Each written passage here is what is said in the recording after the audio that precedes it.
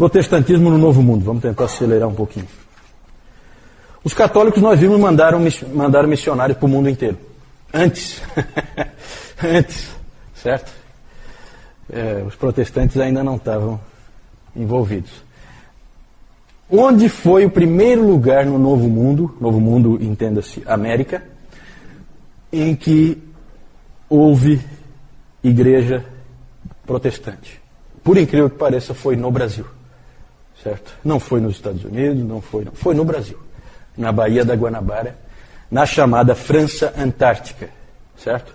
Os meus ajudantes, os meus universitários, entregaram para vocês aí um texto do Alderi, em que vocês podem ler um pouquinho mais sobre esse episódio. Nós não temos tempo de falar, mas o Villegagnon, que alguns dizem que foi colega do Calvino na Universidade de Paris, esse Villegagnon, ele veio com uma expedição com 2 navios, 600 homens, e junto com esses 600 homens, 14, vejam que não dá para imaginar, não, foi um monte de crentes que vieram, não, 600 homens, 14 crentes, certo? Um monte de marinheiro e aproveitador e gente querendo ganhar dinheiro no Novo Mundo e ali no meio 14 huguenotes franceses e calvinistas suíços. Vieram para a Baía da Guanabara, ali só tinha índios, certo? Eles se estabeleceram numa ilha, fizeram um forte numa ilha ali, e ali até hoje é chamado de Ilha de Villegagnon, né? Ou talvez o Francisco conheça lá, né? E ali tem um forte, né? Hoje é da Marinha aquilo ali, né? Isso. Ali então foi a chamada França Antártica. O Coligny, Gaspar de Coligny, líder dos huguenotes franceses, queria que o Villegagnon, que era o vice-almirante, fizesse uma investigação para ver se ali dava para colocar uma base para levar os huguenotes, já que a coisa estava ficando preta para o lado deles. E aí depois vocês podem ler ali com calma. Muito legal esse texto aí. Cantou-se o Salmo 5 no Brasil em 1555. Foi feito o primeiro culto protestante no Brasil. A pregação foi no Salmo 27. Depois vocês leem aí. Muito interessante. Muito interessante. Certo? E tem depois a história também dos mártires da Guanabara, com coisas fantásticas. O Villegagnon acabou sendo um vira-casaca, virou para o lado católico e aí perseguiu os protestantes. E foi um grande traidor. E ele acabou matando 3... São os mártires da Guanabara, 3 desses huguenotes franceses que saíram, porque eles fugiram. Eles viram que ali eles iam ser perseguidos, fugiram, mas houve problema no barco e 5 disseram, não, então nós vamos ficar. Então já eram homens valorosos só por isso. Voltaram esses 5 e 3 foram mortos. Um fugiu e o outro traiu. Deu para trás, né, a hora que foi apertado. 3 foram mortos.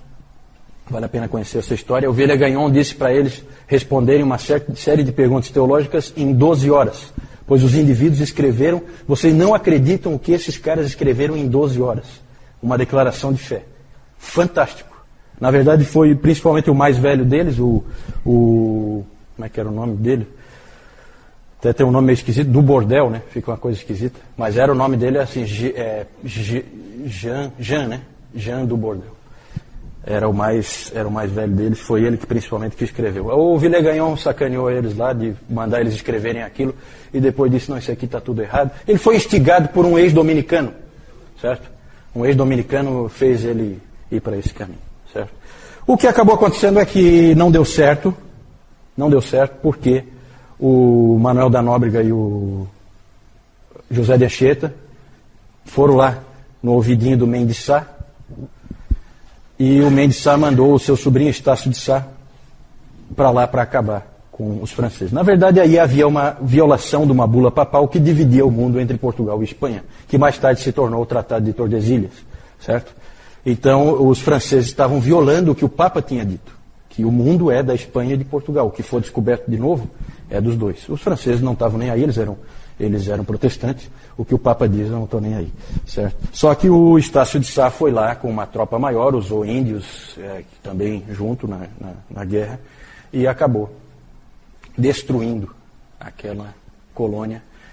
Mas mesmo assim é um símbolo para as Américas de uma primeira tentativa e sempre é um estímulo para todos os protestantes do Brasil e do mundo. Depois vocês leiam com calma e vale a pena. Conheçam essa história, tá? Conheçam essa história. Aí está muito resumido e aí é bom porque vocês leem ali, uma folha, dá para você ler rapidamente, você conhece o que aconteceu ali. A principal, para nós, o mais importante é o que deu certo, que foram os puritanos que foram para a Nova Inglaterra. Porque ali, então, você tem uma colonização consistente, ali você tem um lugar em que a igreja vai florescer, com o espírito puritano, sem ter o William Laud e companhia, e guerras e tal, para acabar com eles. Foi depois. O da Guanabara foi 1555, tá? E aqui, os puritanos aqui, eles chegaram, o primeiro navio, sempre é famoso aí na história, o Mayflower, certo? Viagem terrível, um monte de gente morta. Chegou na Baía de Massachusetts em 1621, né? Eu imagino que não, viu, Adriano? Eu acho que não era exclusivamente cristão, não. Sempre tinha essa coisa de ir lá, pegar riquezas, sempre tem esses aventureiros, né, que vão nesses outros povos, aí vai lá e engana os índios e escraviza. Não, eu acho que não, eu não tenho certeza, tá, se esse aí era exclusivo ou não tem. É grande para os padrões da época, é relativamente grande, né, mas para hoje é pequeno, com certeza. E aí várias levas de puritanos foram para lá durante as perseguições do William Laud e do Carlos I, certo? Essa migração, eu não tenho como entrar em detalhes aí, mas um dos primeiros governadores lá na Nova Inglaterra, John Winthrop, ele disse o seguinte: nós seremos como uma cidade edificada sobre um monte. Aí ele tirou a expressão lá do Sermão do Monte, né? Nós seremos como uma cidade edificada sobre um monte. Os olhos de todos os povos estão sobre nós.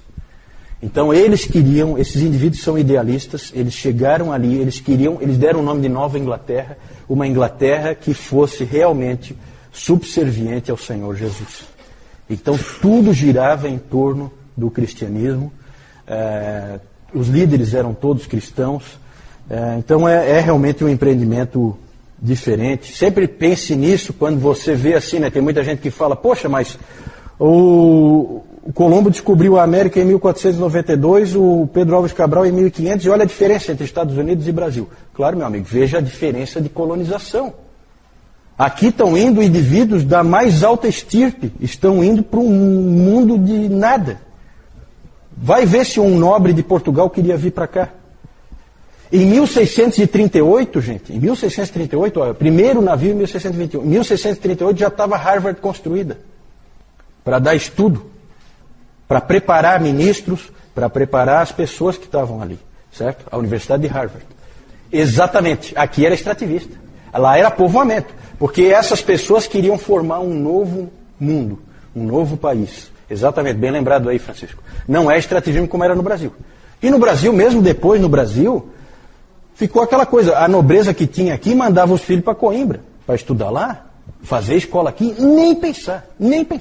Então, gente, tudo tem uma explicação histórica. Não vamos comparar o que não dá para ser comparado, certo? Tudo tem explicação histórica, né? A colonização é completamente diferente. Logo começou a haver divisões entre os puritanos, certo? Por quê? Porque o livre exame das escrituras é terrível para produzir divisão. Porque logo um sujeito chamado Roger Williams percebeu que o certo é batizar depois de crer. E aí ele se tornou um batista, e lá todos eram congregacionais. E aí a liderança da cidade falou, você aqui não pode ficar. Não havia tolerância religiosa ali. E aí o Roger Williams, um indivíduo muito preparado, ele estudou em Cambridge, era um sujeito muito preparado, ele comprou dos índios uma região, que é Rhode Island, e essa Rhode Island é um símbolo de liberdade religiosa, porque todos os caras que eram rejeitados em outros lugares podiam vir para lá. E ele é o primeiro batista na América, e ele fundou a primeira igreja batista das Américas, certo? Roger Williams. Ele está no muro de Genebra, do muro da Reforma, certo? Como um símbolo da liberdade religiosa. Porque Rhode Island é um símbolo de liberdade religiosa. Todo mundo que era odiado assim, né, que tinha visões diferentes, era recebido com restrições, mas era recebido em Rhode Island, podia viver ali, né? O Roger Williams tinha essa atitude. As características desses puritanos de lá são características muito interessantes. A família, né, a família puritana é uma coisa fantástica. É uma igreja dentro da igreja, certo? As famílias. As construções, os templos, eram sempre com muita luz. Então nunca assim vidros com pinturas, coisas desse tipo que escurece, né? Sempre muito vidro para ficar bem claro por quê? Para ler a Bíblia.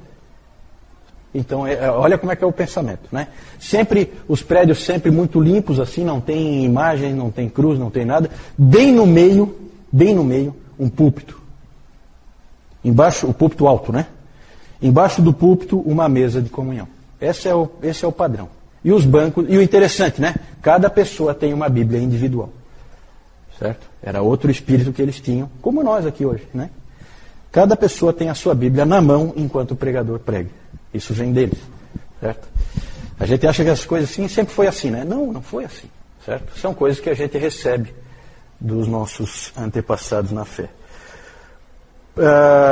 Fundaram a Universidade de Harvard, já falei. Uma coisa interessante, gente, é que John Cotton, Thomas Hooker e John Davenport, todos da Nova Inglaterra, foram convidados como delegados da Assembleia de Westminster. Interessante como a igreja lá na Inglaterra valorizava os caras que tinham ido para lá. Convidaram gente para vir de lá. Só foi um indivíduo, que foi o Harry Vane, que tinha sido governador lá, foi o único que foi. Os outros não puderam ir, porque também não era fácil ir, né?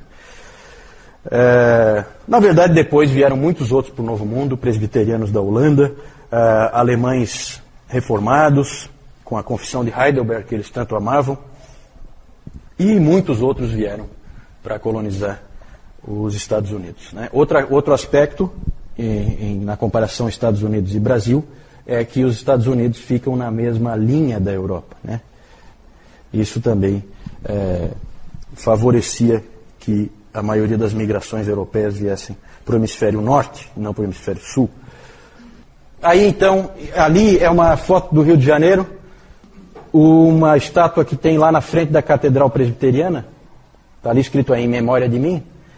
Tem o Pierre Richier e o Guilherme Chartier, que foram os indivíduos que fizeram o primeiro culto protestante nas Américas. Esses dois aí, certo? Esses dois eu não falei, mas eles foram mandados pelo Calvino, certo? O Villegagnon pediu pastores e ele mandou o Pierre Richier, que era um indivíduo já mais maduro, e um jovem, que era o Chartier. Esses dois, então, foram enviados pelo próprio Calvino para o Brasil. Aqui, então, na Baía da Guanabara, eles, então, se estabeleceram numa ilha, não aparece aqui a ilha, é uma ilha bem pequenininha, né? Aí dentro da Baía da Guanabara. Ali o Mayflower, para vocês terem uma ideia, né?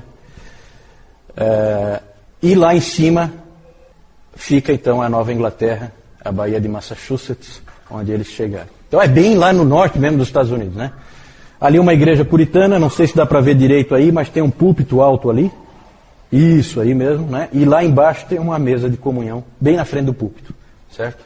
Ali o Roger Williams, e ali o muro, aqui vocês têm uma ideia melhor do muro, né? O muro ele é longo. E o Roger Williams está aqui, ó, com uma roupa de puritano, bem como ele está ali. Não, ali ele está sem o chapéu, né? Porque o puritano tem aquele chapéu típico, assim, né? Meio estranho. E lá no muro ele está com aquele chapéu.